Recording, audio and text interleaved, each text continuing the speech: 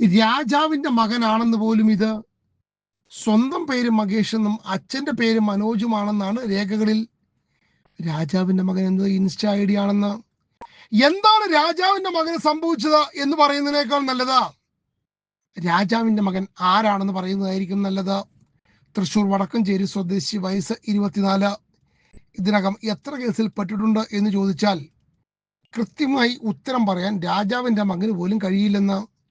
കൊലപാതക ശ്രമം അടക്കം നിരവധി കേസുണ്ടെന്ന്. ആക്ടിംഗ് ഡ്രൈവർ ആണെന്നാണ് പറയുന്നത്. പാലക്കാട് കല്ലേക്കാട് വെച്ച് പെരിന്തൽമണ്ണ സ്വദേശിയായ യുവാവിനെ കാറടിച്ച് വീഴ്ത്തി തട്ടിക്കൊണ്ടുപോയി പണം കവർന്ന കേസിലെ പ്രതി. 1.5 ലക്ഷം റുപ്യ എന്തോ പ്രതിഫലമായി കിട്ടിയെന്നാണ് പറയുന്നത്. കാരണം ഒത്തിരി പേരുണ്ടായിരുന്നേ.